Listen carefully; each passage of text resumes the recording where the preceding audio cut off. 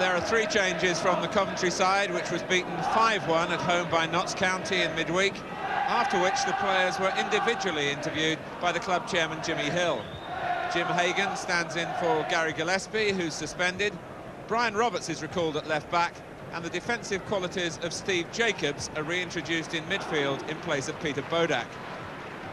Steve Hunt's ambition for honours led to a transfer request which has been turned down this week. He must have appreciated Ron Greenwood's remarks that he is very unfortunate not to be in the England squad for next Tuesday's international against Northern Ireland. Phil Neal will be there, still the country's most consistent right-back. He's not missed a league game for more than 7 years, and today he celebrates his 31st birthday. It's the 9th game in a row that Bob Paisley has announced this particular side. Phil Thompson's progression back to full fitness continues in the reserves, and will serve as an incentive to a defence that has conceded 6 goals in the last 3 games. Liverpool then kick off on a pitch which is showing the scars of considerable efforts by the ground staff to keep it in playable condition before major surgery is applied here in the summer. It actually looks a lot worse than it is. Liverpool defend the goal to the left in the first half.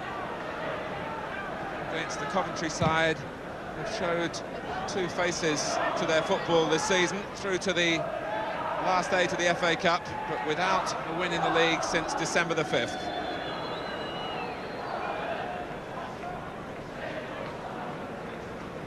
The referee is Gwyn Owen from Anglesey, who takes charge of the England match at Wembley on Tuesday. Liverpool looking to pick up the rhythm again after 2 away defeats. Hagan across, ahead of Lee.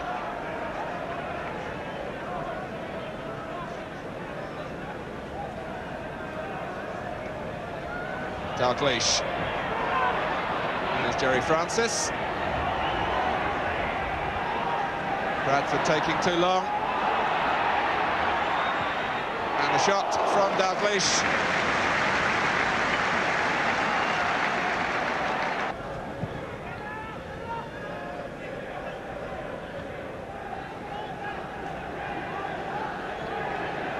Kennedy. Looking for the feet of Dalglish. Couldn't quite squeeze the pass past Danny Thomas. He was then fouled by Rush.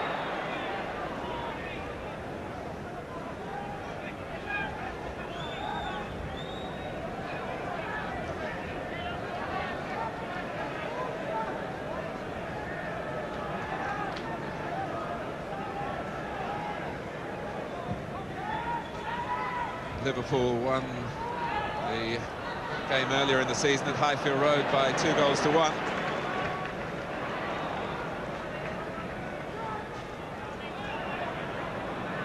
Kennedy seeing a lot of the ball in the early phases. And finds Dalglish. McDermott's in the middle, and it might yet reach him. It might reach Souness, who scores in the 5th minute. And the last thing Coventry City wanted was to concede an early goal here. But McDermott got an important touch, and Souness found the corner. Dalglish also involved, having made the first run and got the ball back into the danger area.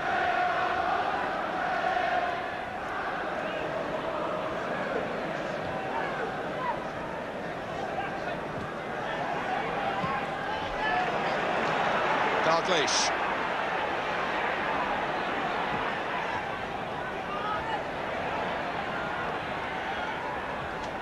McDermott with a dummy, setting up Rush.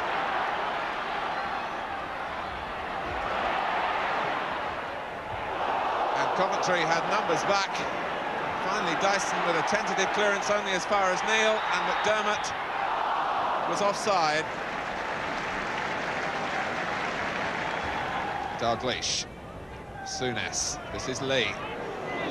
And he was taken down late by Roberts. And Mr. Owen giving Liverpool the free kick, although they were still in possession.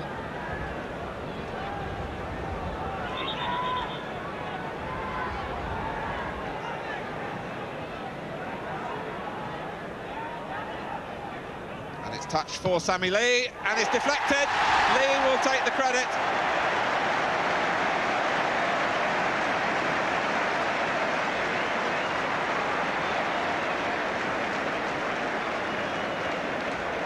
There was a delay on the free kick, and Blythe stood no chance once the ball had taken a touch off the wall from Sammy Lee's shot.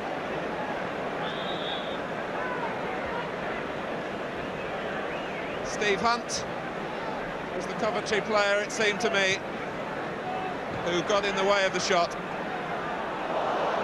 And Liverpool lead 2-0 with 12 minutes played. And here is Hunt.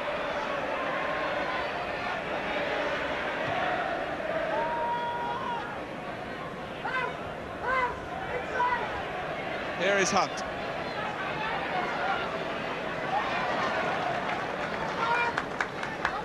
Steve Hunt, who'd dropped back to take his part in the defensive wall. And Sammy Lee's shot was deflected in off him. Blakely. Lawrenson again. Francis. And perhaps a chance for Hunt. Robillard got his body in the way, and Lawrenson was first to the loose ball.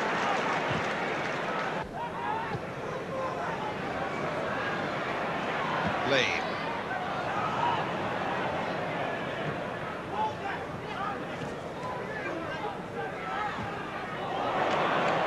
On goes Neil. Whelan's on the far post, they're queuing up on the near side, and it's Rush who scores the third as Liverpool arrived in droves.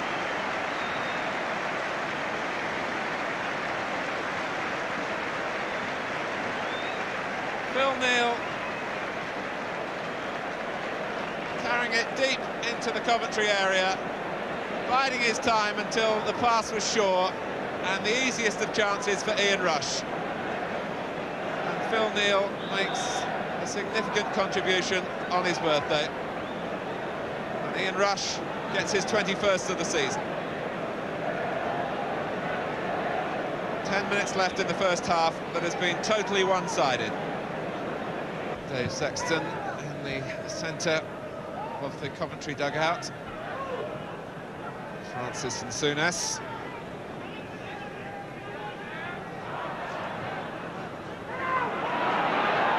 But Liverpool, I'm afraid, are in a different league to Coventry City here,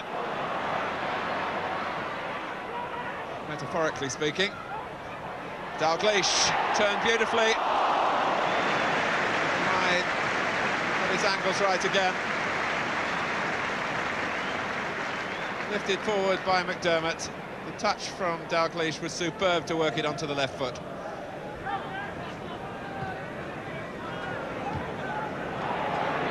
Kennedy tussling with Bradford. The linesman is flagging. The referee allows Kennedy to go on. This is Souness. And Blythe in the right spot again.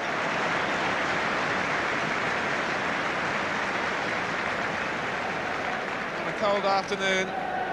Certainly Jim Blythe's hands are warm enough from the action he's had in this first half.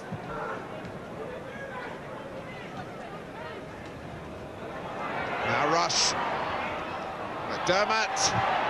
And this time it's Thomas who comes across and deflects it off McDermott for the goal kick.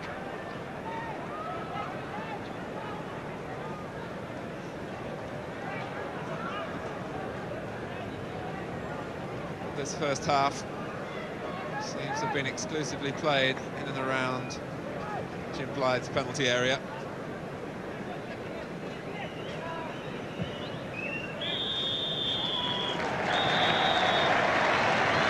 So the half-time whistle goes, and one wonders what's in store for Jim Blythe, who's already been beaten 8 times this week. It's his 150th league game for Coventry this afternoon.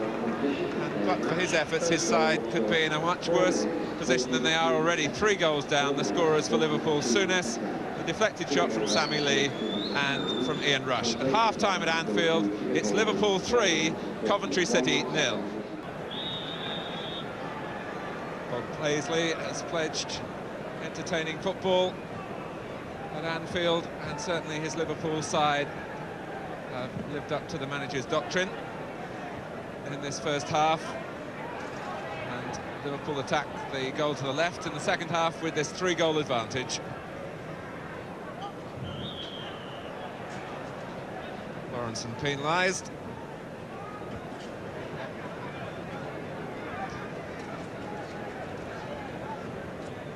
This weekend, 3 years ago, was the last occasion that Liverpool struck 6 goals in a First Division match. That was against Norwich.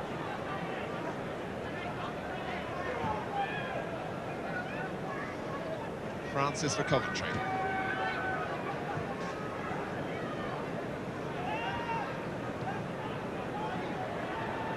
Morrison stretches a long leg, but loses to Roberts. Only temporarily. McDermott. Whelan is onside. Francis struggling to get back with him. This is Rush. Finally, Francis got in the way.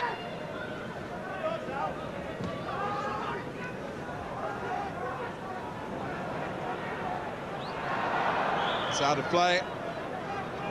Today's crowd at Anfield, just over 28,000. Souness. Plenty of movement ahead of him.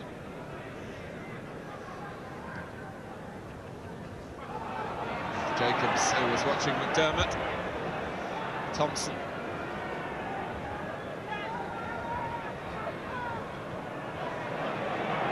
And here's Whelan for Liverpool. The early ball from Kennedy. And Whelan beats Thomas. Dalglish. For Whelan again. Kennedy. Rush. And Blythe comes. The angle tightens for Kennedy. The crowd show their appreciation at studied build-up from Liverpool again. Which ended with Alan Kennedy having the final effort at goal. Kennedy. He swung into that. It was unfortunate to see a body in the way, a Coventry body.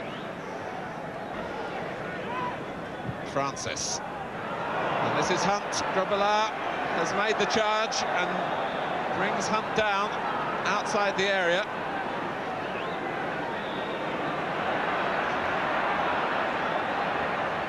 It was Mark Lawrenson who gave the ball away initially that caused Grobelaar to come charging out of his goal. Coventry have to settle for the free kick.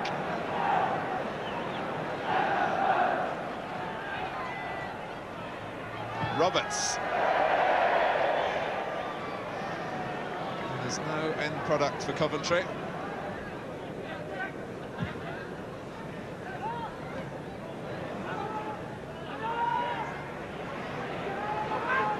Hagan has to go back. Bradford. Thomas was caught by Rush, and this is Dalglish. Now Lee.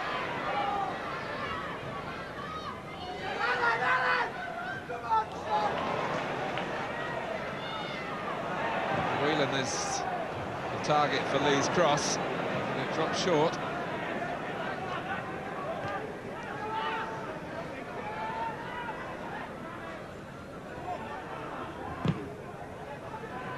Dalglish looking to get behind Thomas. Bradford almost putting his side back in trouble again. It's Hunt who's caught by Dalglish. And Neil, is he in for the birthday goal? No!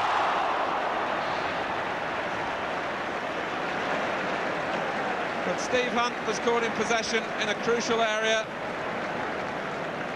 by Dalglish. And Neil took it up from Dalglish's pass, prodded it past Blythe, but past the post.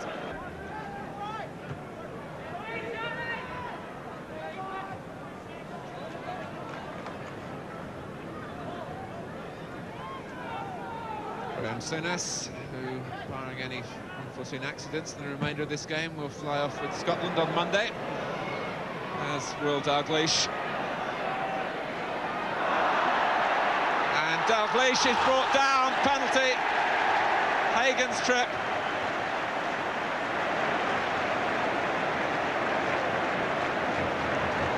A nice touch from Blythe, who finds himself in the firing line again. But Kenny Dalglish wriggled away with the ball. Hagen was late. Definite penalty. Terry McDermott scored against Jim Blythe from the spot earlier this season, and does so again. Not the cleanest penalty he's ever struck.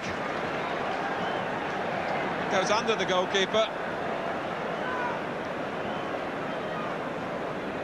18 minutes into the second half. It's Liverpool 4, Coventry 0.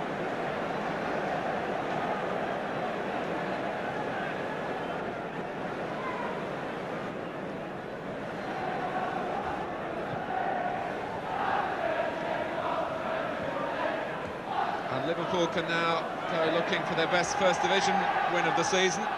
They beat Ipswich here 4-0, and also won 4-0 at Notts County.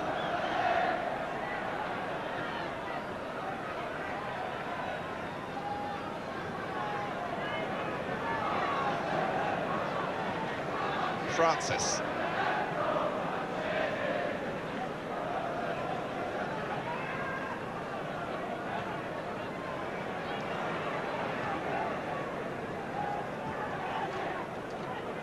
Now Bradford should have reduced the deficit.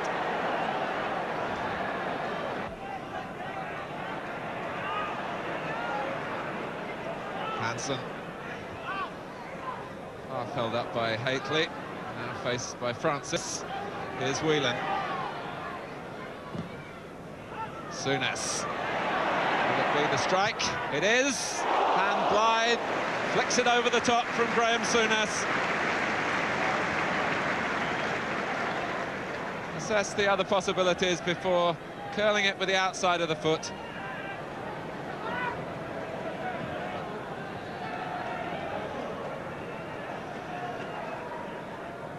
McDermott's corner, and Hagen and Blythe going for the same ball. McDermott with a second chance. Neal swings it in.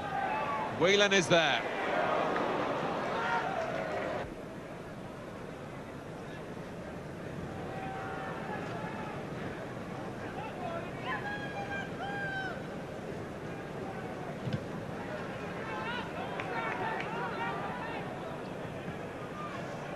Whelan. It's Jacobs who met it solidly for Coventry, and Thompson with a great chance, but it's offside. I think Liverpool felt it was a good goal, but the flag was up. Thompson arriving ahead of Lawrenson, drilled it past Grobbelaar, but it doesn't count.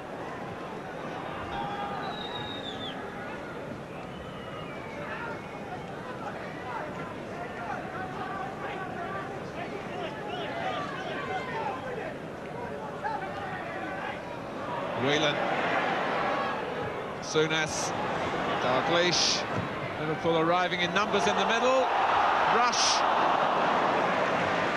found the ball nearest to him, but he was at full stretch. And Jim Blythe has certainly deserved his better fortune in the second half. Now Francis. Certainly Coventry can look back on this second half with a little bit more pride. Their sense of competition has been sharper, and Francis produces a last-minute corner for them.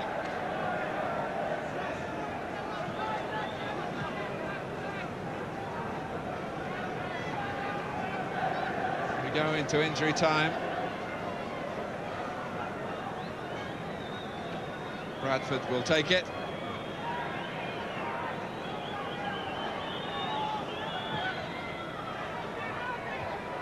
Souness sensing a possible counter-attack. Kennedy has rushed to his left. Dalglish arriving at the near post, came behind him. Souness! Corner. It would have been almost a carbon copy of his goal that determined the pattern of this match. Dalglish touching it off for Souness.